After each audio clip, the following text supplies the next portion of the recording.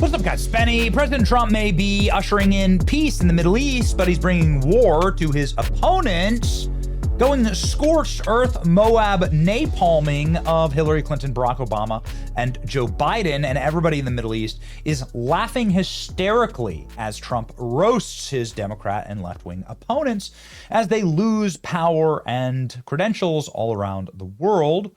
President Trump, look at that. They made like a presidential mural here in Tel Aviv. You can see, look at this. You see Trump's hairline and face saying, "Thank you, President Trump." They have his giant sign on the beach.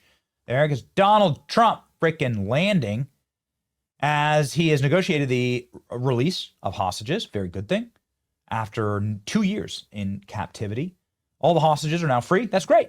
Hey, that's great. The war is over. That's great. We want no more war. We don't want the war. You know the stance of this program. Enough.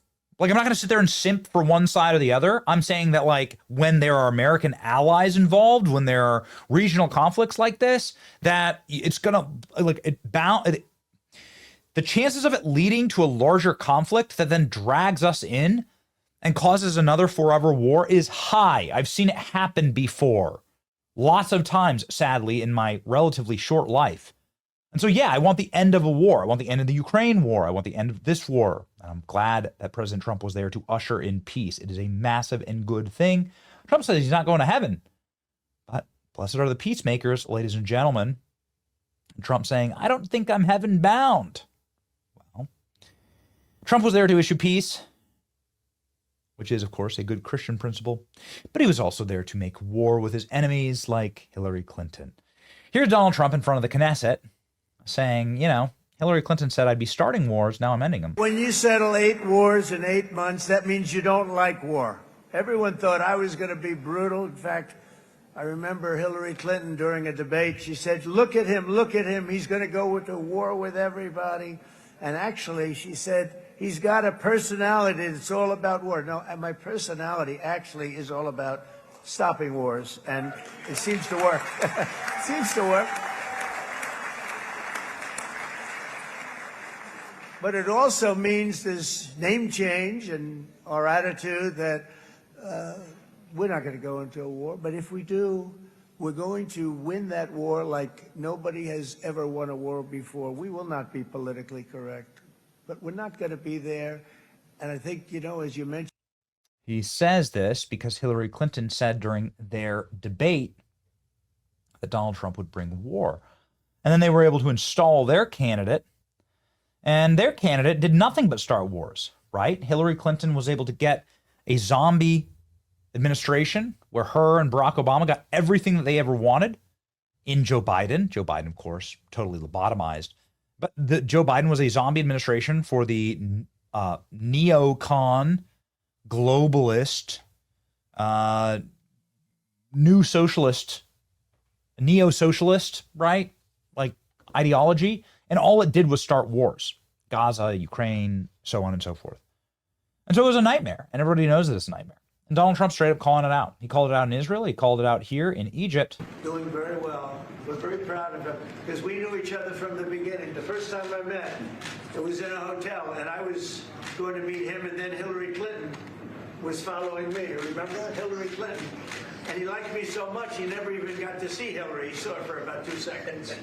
But he didn't really want to waste a lot of time. He knew what was going to happen.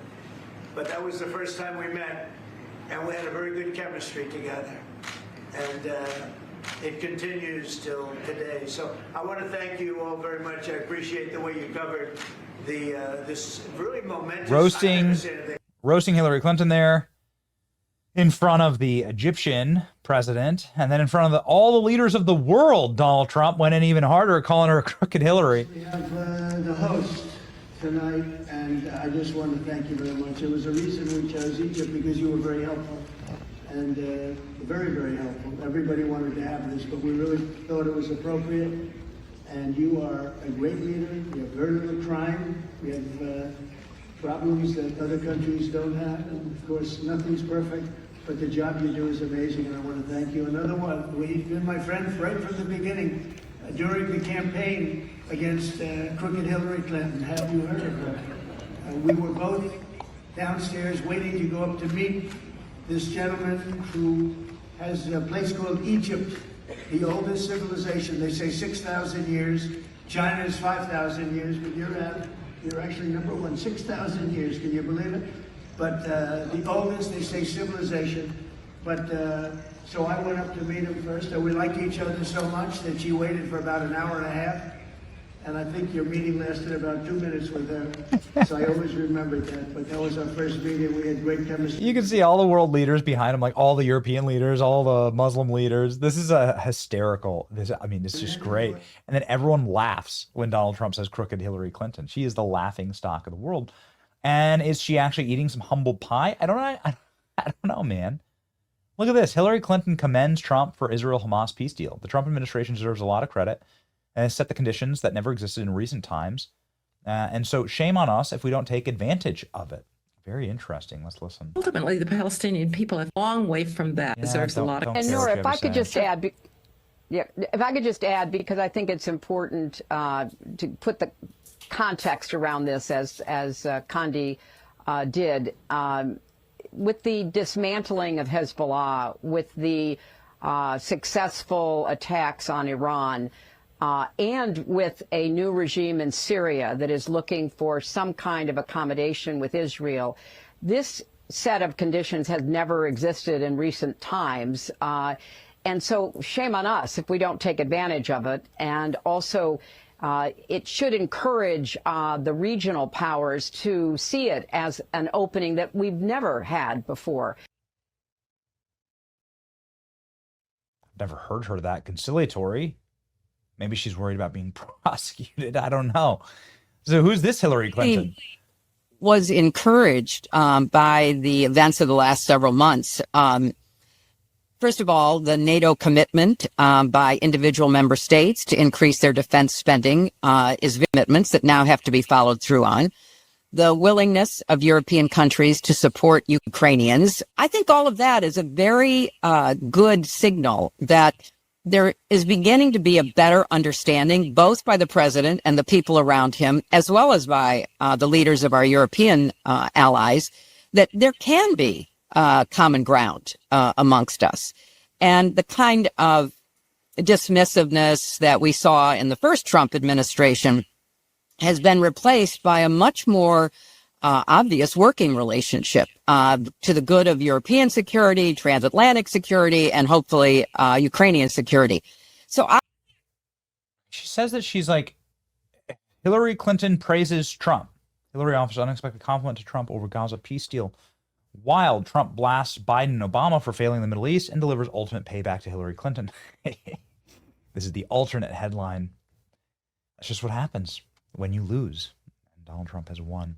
Here's President Trump salting the earth against Obama and Joe Biden. These two are despised in the Middle East. They're weak. They're not respected. Meanwhile, Donald Trump is the king right now. The earthly king in the region, that is for sure.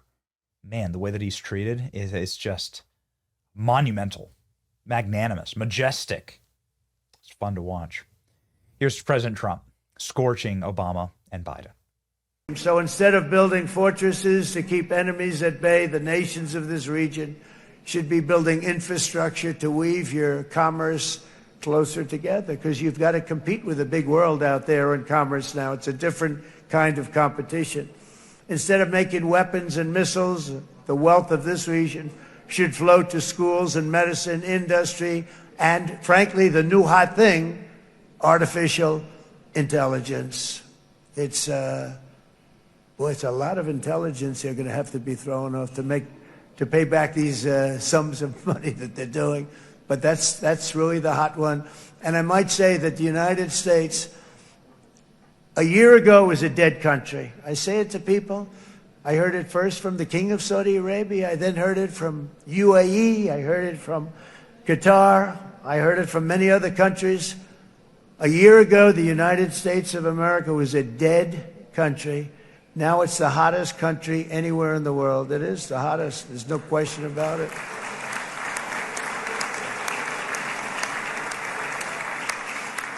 In fact, if you go back a year ago, before the election, although once we had November 5th, we became hot because people got it. I would say November 5th was a time that we became really hot. But once you go back a couple of years, if I were in charge and the country was doing what they were, nobody was going to ask me to speak. Nobody asked Joe Biden to come up and speak, I guarantee you that. And if they did, he would have turned them down, I promise you. He didn't speak. He didn't speak, and he didn't speak well. But all of the countries in the Middle East, it could have, what we're doing now, it could have happened a long time ago, but it was strangled and set back almost irretrievably by the administrations of Barack Obama and then Joe Biden. There was a hatred toward Israel. There was an absolute hatred. The setbacks really started when President Obama signed the Iran nuclear deal. This was a disaster for Israel, and it was a disaster for everyone. And I remember that Bibi Netanyahu came to the United States and worked so hard to try and get Obama not to do that deal.